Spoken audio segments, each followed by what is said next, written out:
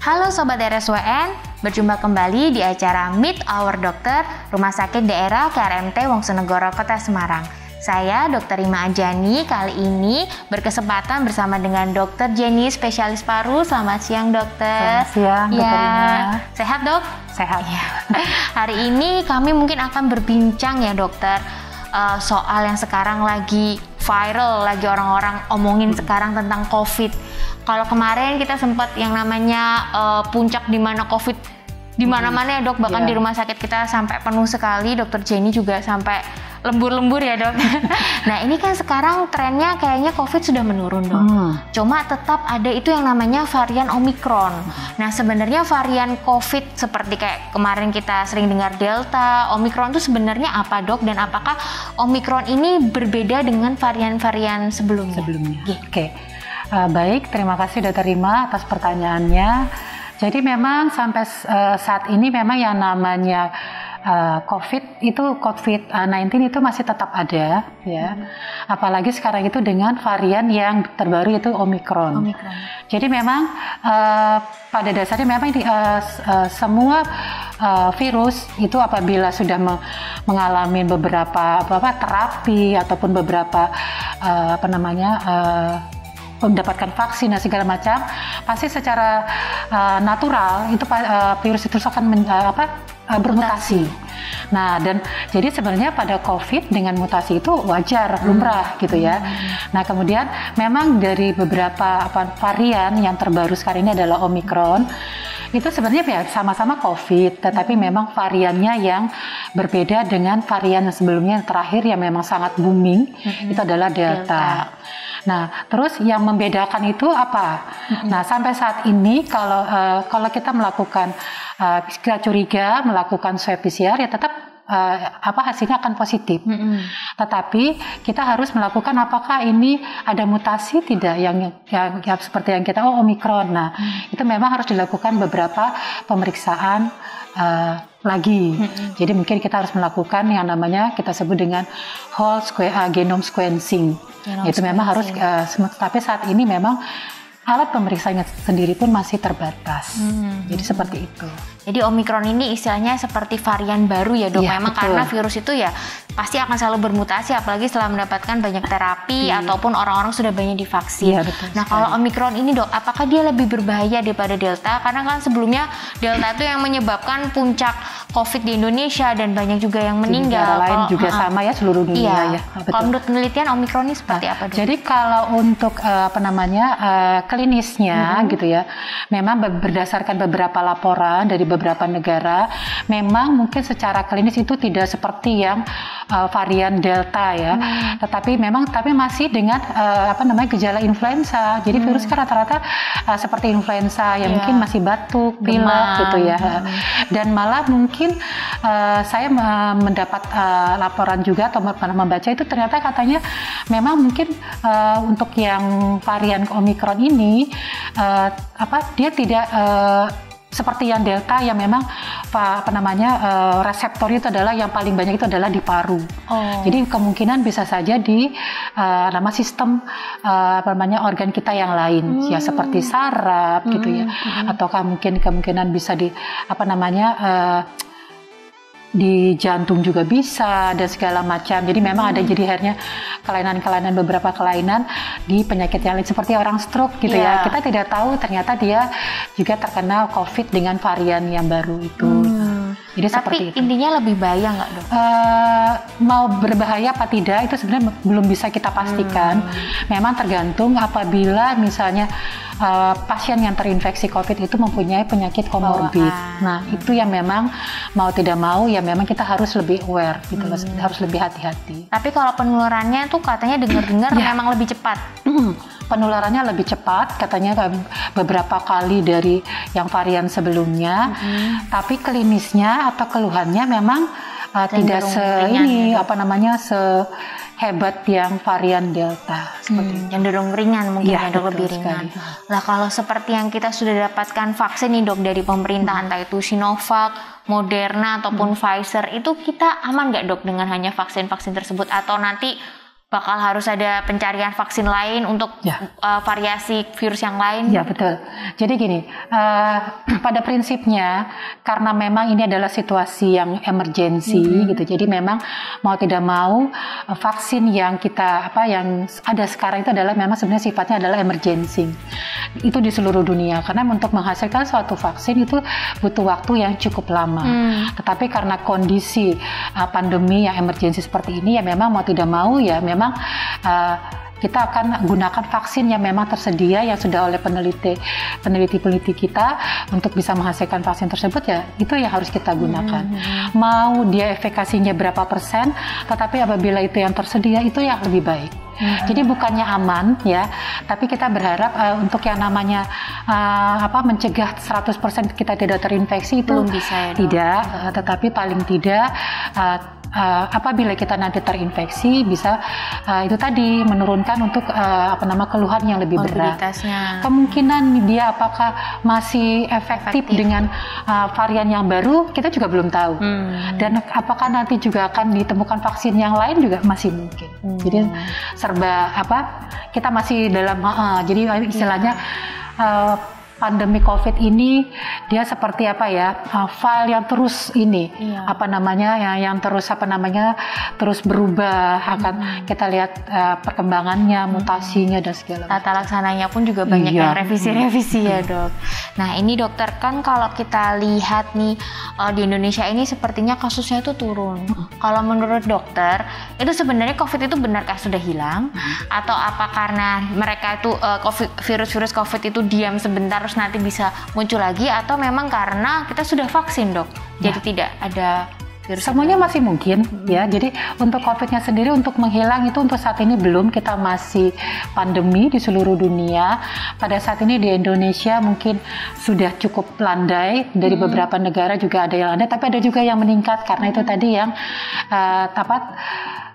terdeteknya yang varian Omikron. Kenapa kalau di beberapa negara itu kok varian COVID varian Omikronnya ini sekali tinggi sekali? Karena mereka mungkin pemeriksaannya sudah sudah banyak gitu loh. Sementara kalau kita kan masih terbatas. Jadi alat pemeriksaan untuk mendeteksi COVID karena Omikron itu yang kita masih sequence-nya itu itu juga terbatas. Kemudian ada beberapa penambahan reagen untuk jadi ada yang namanya pemeriksaannya lagi yang namanya menggunakan PCR tetapi dengan reagen dan kit tambahan, yaitu yang masih belum tersebar. Jadi itu salah satunya. Jadi mau tidak mau mungkin tracing dan testingnya yang belum masif gitu ya.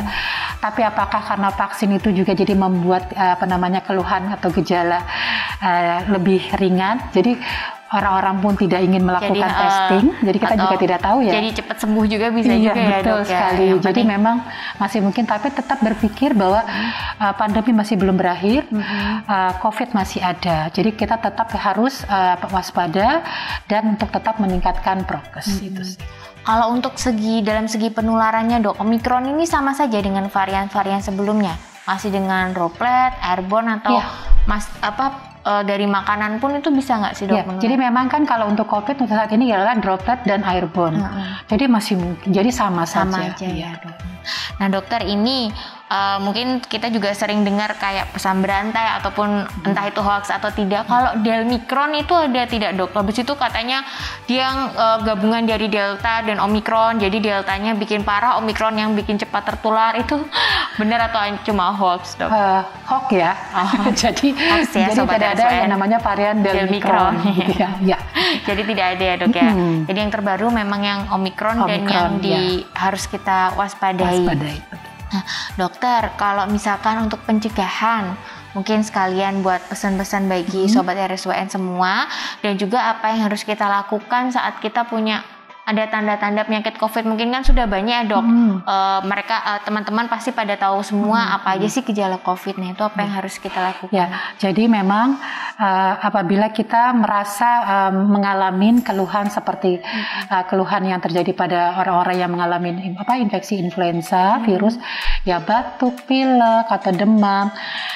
Kalau memang keluhannya itu tidak berat, kita bisa melakukan istirahat yang cukup gitu ya, kemudian minum obat sesuai dengan Mungkin kalau tidak berat kita bisa dapat membeli obat-obat yang memang bisa dijual di toko-toko obat, ya obat batuk. Jadi secara simptomatis keluhan. Jadi apabila minimal 3 hari keluhan tidak membaik gitu ya, tuh memang dianjurkan untuk berobat ke dokter. Nah seperti itu. Nah kemudian apabila kita juga sudah mempunyai keluhan tersebut, tetapi kita merasa bahwa kita mempunyai resiko ya, resiko kontak ataupun riwayat perjalanan dari luar gitu ya, yaitu memang mau tidak mau itu memang kita harus melakukan pemeriksaan. Pemeriksaan apa namanya, kalau memang mempunyai fasilitas atau akses pemeriksaan swab. Jadi mau swab antigen, swab PCR silahkan itu dilakukan. Jadi dan untuk mencegah agar kita tidak terinfeksi, memang saya tidak pernah kurang-kurangnya untuk mengingatkan bahwa prokes itu memang harus kita pertahankan, kita perketat ditambah dengan vaksinasi. Apapun jenis vaksinnya itu paling tidak akan membentengin kita untuk bisa mencegah terinfeksi COVID. Mungkin sedikit dok, kalau vaksinasi ini kan sekarang pemerintah sudah memperbolehkan kita untuk booster yang ketiga. Nah sebagai masyarakat juga harus segera buru-buru dapat vaksin atau sebenarnya itu bisa ditunda dok kalau untuk yang booster itu? Ya, jadi gini, sebenarnya kalau memang booster itu yang namanya booster ya, itu memang alangkah bagusnya memang kalau memang bisa segera kita dapatkan segera. Karena memang mau tidak mau dengan pemberian vaksin lengkap yang kita 1-2 yang beberapa bulan yang lalu, yang mungkin sudah lebih dari 6 bulan ya, hampir setahun, itu memang mau tidak mau itu sudah kadarnya sudah mulai menurun gitu ya. Antibodinya betul, sudah menurun, jadi antibodinya menurun, yang mau tidak mau harus kita tingkatkan. Jadi sih kalau memang fasilitas dan memang vaksinnya memang tercukupi, silahkan, tidak apa-apa. Jadi asalkan sudah lengkap 2 kali, lebih dari 6 bulan, kemudian fasilitas penyelenggara vaksinnya ada. Silakan. Jadi lebih cepat sih lebih bagus. Kalau untuk jenis vaksinnya dok, kita nggak apa-apa. Kalau dulu pertamanya 1 dan 2 Sinovac, terus ini booster adanya Moderna atau Pfizer itu nggak? Jadi dari Kemenkes sudah mengeluarkan ya, jadi mereka semua vaksin, jadi ada Sinovac, kemudian AstraZeneca, gitu, ada Moderna, yang itu boleh. Jadi tetap bisa diberikan dosis berbeda. Jadi pertama mungkin Sinovac, terus nanti dapatnya yang yang Moderna boleh silakan, atau dapatnya Pfizer boleh, Astra boleh. Jadi biasanya setengah dosis dari untuk booster ya, setengah dosis dari dosis yang sebelumnya. Gitu. Untuk memproteksi diri kita ya dok. Iya betul. Itu. Tapi jangan juga tetap memproteksi dengan vaksin, prokesnya yang harus ketat juga. Kita tidak tahu sampai kapan, tapi ya kita harapkan paling tidak ini ya. Iya dokter. Dokter, ini karena kita sudah dapat banyak informasi. Terima kasih dokter Jenny atas informasinya, terutama tentang COVID dan varian baru Omicron. Mungkin ada yang mau ditambahkan lagi dok sebagai take home message untuk sobat RSWN yang di rumah? Jadi memang kita sebagai masyarakat mungkin pada umumnya dengan situasi yang pandemi seperti ini, kita memang jangan termakan terus terang karena media sosial itu sangat viral juga. Jadi kita memang harus benar-benar memilah apa yang bisa kita dapat, kita baca dari media sosial, yaitu hoax tertentu gitu ya, yang salah satu ada yang namanya varian Delmicron dan segala macam, itu kita harus hati-hati. Kita harus cari sumber informasi yang terpercaya, ya memang mau tidak mau itu dari kita punya Departemen Kesehatan dari sana, ataukah dari Kesehatan Dunia, WHO, itulah yang kita dapatkan informasi yang akurat.